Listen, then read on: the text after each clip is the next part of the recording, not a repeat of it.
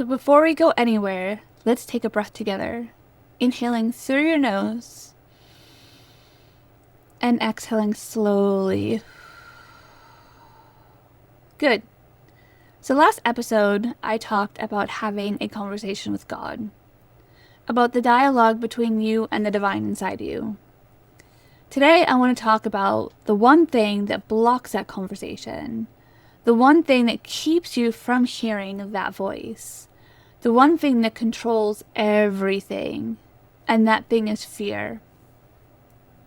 But not your personal fear. I'm talking about fear as a system, fear as a tool, fear as a great controller in your life, in society, and in the world. This episode might be a little uncomfortable because once you see how fear works as a controlled system, you can't unsee it. But that's exactly the point, because recognizing, I don't know what I was trying to read there, but recognizing it is the first step to being free from it. So let me be direct. Fear is the opposite of the conversation with God. When you're in fear, your nervous system is in survival mode. So you're not calm, you're not open, and you're not listening. You're projecting and you're contracting. You're doing everything you can to stay small and safe. And in that state, you cannot hear the voice of God. You cannot access your intuition. You cannot feel the alignment that comes from love. Because fear and love are two very different frequencies. One is very low. I think fear is the lowest one. I can't remember. And then love is actually the highest frequency out there. So you can't be the same. But fear is very loud, and fear drowns out everything else. So the first question is, where is your fear coming from? Because most of the fear you're carrying isn't actually yours. It was given to you, it was taught to you, it was even weaponized against you. And understanding that this is the beginning of being free from it. There are 3 layers of fear that all work together to keep you controlled. Layer 1, fear of judgment. This is a personal layer. It's the fear of what others will think of you. And specifically, if you're trying to do something spiritual, something healing, something without the backing of an institution or a religion, people question it. They'll say, how can you be spiritual without being religious? If you're not part of the church, how do you know God approves? You're not a healer because you don't have credentials from the medical institution. You're making this up. This fear is designed to make you doubt yourself, to make you look for external validation instead of trusting your own knowing, to keep you from speaking your truth because you're afraid of judgment. Layer 2, fear of your own power. This is deeper. It's the fear of actually succeeding. A fear of having power, a fear of actually making money doing spiritual work. And here's where it gets interesting. We've been programmed to believe that money is bad. Spiritual people shouldn't be making money. And if you're making a lot of money, you're greedy. If you're successful, it means you're corrupt. Billionaires are evil. Power changes people. If you have more, people will want more from you. So the message becomes, stay small, stay poor, stay powerless. That's the way you're safe. Because having power means you might be taken down, because success means that you might lose yourself, because money means you're betraying your spirituality. But here's what nobody talks about. If you were to stay powerless, if you stay poor, if you stay small, you can't actually help anyone. You can't build what you want to build. You can't create the change that you want to create. You're trapped by the fear of your own power. Layer 3. Societal fear. Fear. Fear. This is systemic layer. It's the fear that institutions will come after you if you actually threaten their monopoly. If you're healing people without the medical field's permission, they'll shut you down. If you're teaching spirituality without religious institutions' blessing, you'll be labeled a cult. If you're curing through natural means, they'll find a way to discredit you or remove you. And this fear is unfounded. Through history, people who's threatened institutional power have been shut down, burned, imprisoned, or killed. So the fear is based in real patterns. But the fear keeps people from even trying, from speaking, or even building the thing that they could help people with. Now here's the genius of the control system. These three fears don't exist separately. They reinforce each other.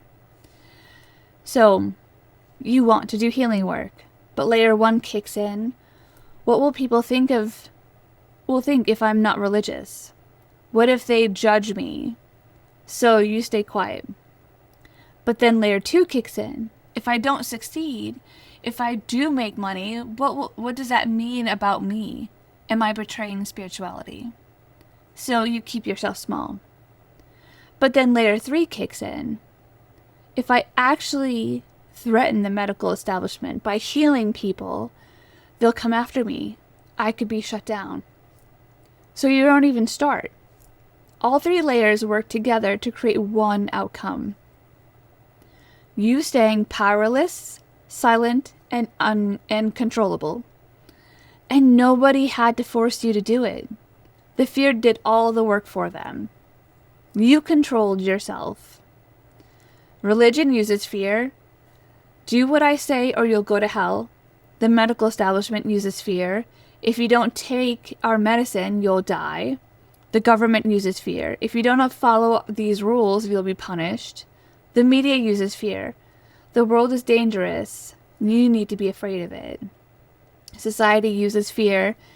If you're too powerful, too successful, too visible, something bad will happen to you.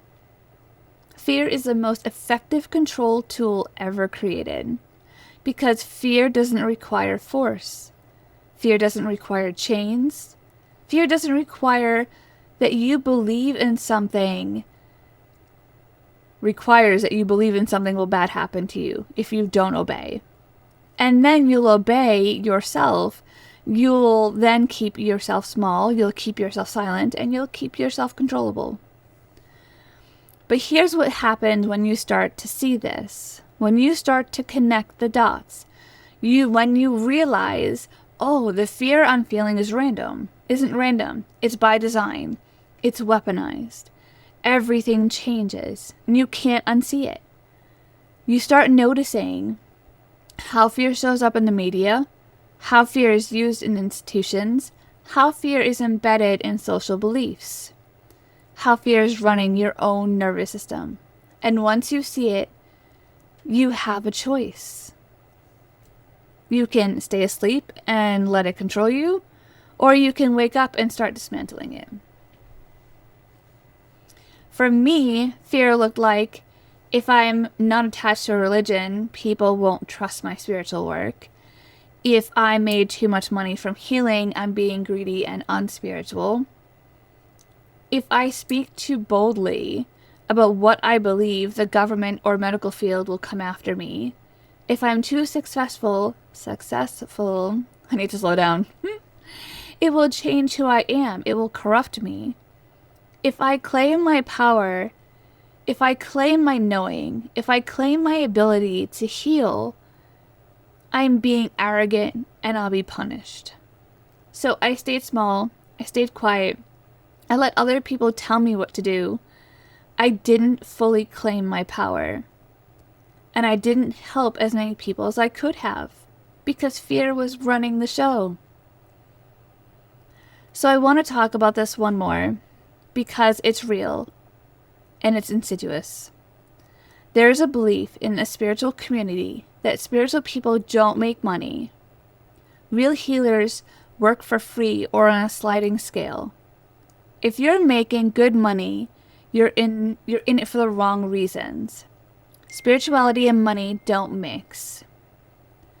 But think about that for a second. If spiritual teachers don't make money, then they have to work for other jobs, or they have to work at other jobs, which means they have less time and energy to teach.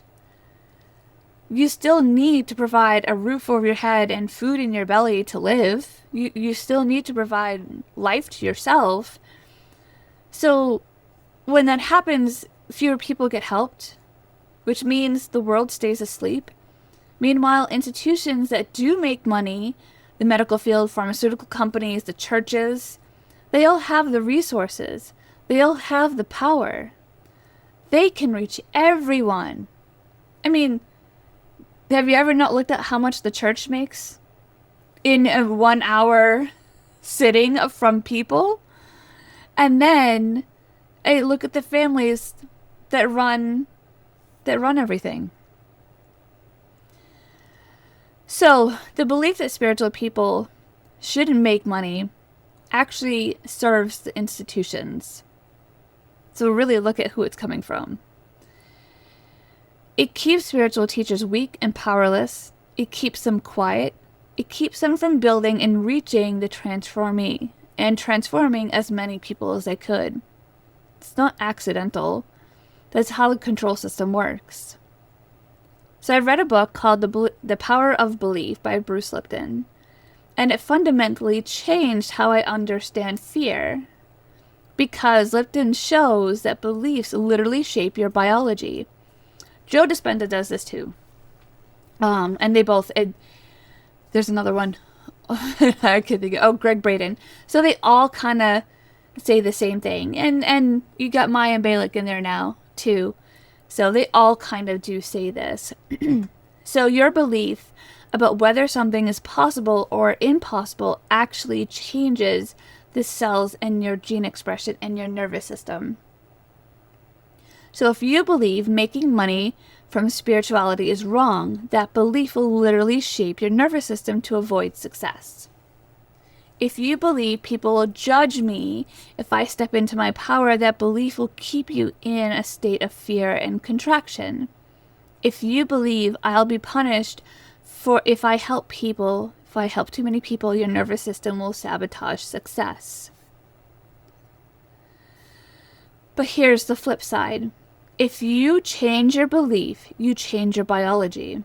If you believe I can make money and stay spiritual, your nervous system will find ways to make that true. If you believe I am safe to step into my power, your body will relax into that. If you believe I can heal people without being shut down, you'll find the way. Your belief literally creates your reality. So the question becomes, what beliefs are you operating from? And where did those beliefs come from? Now here's something important. When fear is loud, you can't hear God's voice. But there's another layer to this. There are two voices. And yes, there can be more, but for right now, we're just going over these two. One is your higher self, your intuition, your God self, the voice that speaks from love. The other is your ego, your fear, your conditioning, the voice that speaks from protection. And learning to distinguish between them is crucial, because fear will pretend to be protection. Your ego will pretend to be wisdom. And if you're not paying attention, you'll listen to the wrong voice. The higher self voice, it feels calm, aligned, expansive. It speaks in love. It invites you to grow. It feels right in your body. The ego voice feels contracted, afraid, protective. It speaks in fear. It tells you to stay small. It creates tension in your nervous system. But here's the thing. Learning to hear the difference takes practice. It takes trust. It takes building this skill through meditation, breathwork, and presence. It takes being willing to sit in the discomfort of not knowing until you do know. And sometimes you'll mess up. You'll think the ego voice is the higher self and follow it, but that's okay. That's part of learning. So how do you move through fear? It's not instant. It's not, oh, read this episode and suddenly you'll be fearless. It's practice. It's a process. Step 1, recognition. You'll start by seeing the fear, naming it, understanding where it comes from. Oh, I have a fear of judgment. Where did I get that from? Family, religion, society. Step 2, connect the dots. You'll start to see how fears work together to keep you small. How institutional fears reinforce personal fears. How fear is weaponized. Once you see the pattern, you can't unsee it. Step 3, belief shift. You start to choose different beliefs, not by forcing it, by practicing it. By acting as if you believe I am safe. I can make money and be spiritual. People will respect my work. I can step into my power. And as you practice, your nervous system starts to learn, your belief changes. Your reality shifts. Step 4, trust and practice. You build trust in the process. You meditate, you breathe, you slow down. You practice distinguishing your higher self voice from the ego voice. You do the inner work. And over time, that fear loosens its grip. Your power comes back. The conversation with God becomes clear. And this depends on your belief, on your willingness to trust the process, on your commitment to the practice. Some people will feel the shift quickly. Others, it may take a little longer, but it will happen. It will happen if you're willing to do the work. And continue to do it. Because who knows? You may stop 3 feet away from it. So continue to do it. So when you start to recognize fear as a control system, you start to dismantle it. Things shift. You start to speak your truth. You start to claim your power, build what you want to build, help more people, make more money aligned with your values. You start to hear the conversation with God more clearly. You start to live instead of just surviving. And here's what's important. This doesn't make you arrogant, corrupt, or a target. Because when you operate from love instead of fear, when you speak your truth instead of staying silent, when you claim your power instead of staying small, you become harder to control and not easier. And that's exactly what the system does not want. So it will try and keep you afraid. But once you see it, you have a choice. So sit with this today. What fears are running your life right now? Where did they come from? How are they keeping you small? And here's a bigger one. What would be possible if you weren't afraid? What would you do? What would you build? Who would you become? So let's close the way we close every episode, by moving out of our thinking mind, where fear lives, and into the body where you actually can feel what's true. Because fear is a thought, but safety is a feeling. And right now, in this moment, you're safe. Find a comfortable position wherever you are. If you're driving, please do not rest your hands. If you are not driving, let your hands rest, let your shoulders drop, and let your jaw unclench. And as you take these breaths, I want you to notice something right now in this moment. There's no actual threat. You are safe. Your body doesn't have to protect you. You can relax. So first breath, inhaling through your nose, holding at the top, and slowly releasing completely.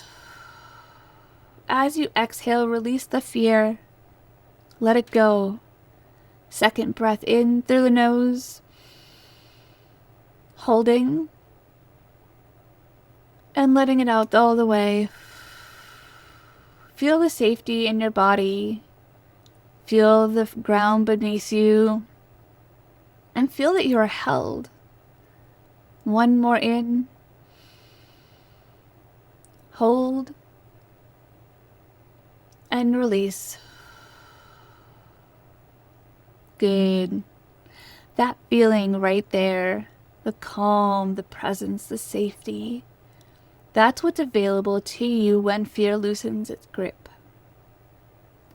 That's the state where you can hear God, where you can access your power, where you can build what you're meant to build.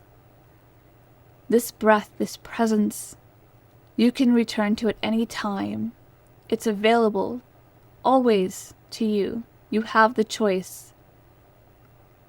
So I want to thank you for being here.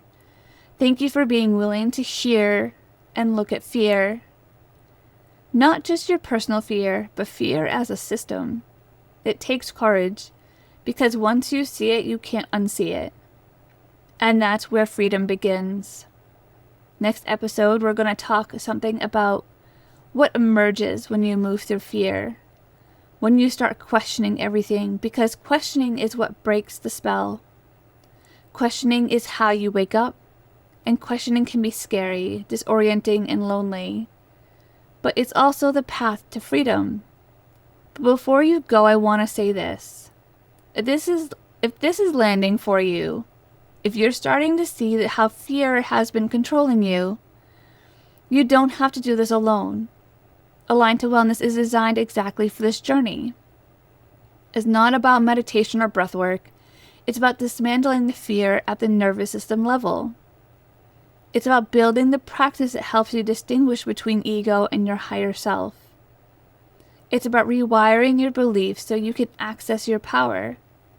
In this membership, we do this work together. We practice, we integrate, we support each other through the discomfort of waking up. Because waking up is uncomfortable.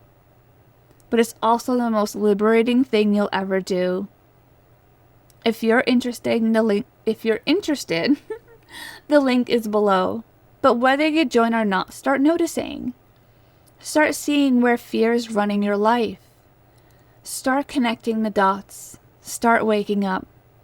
If this landed, share it. Leave a comment. Let me know what fear is running your life right now. I read every comment. I see you waking up. I'll see you in the next one. Take care of yourself.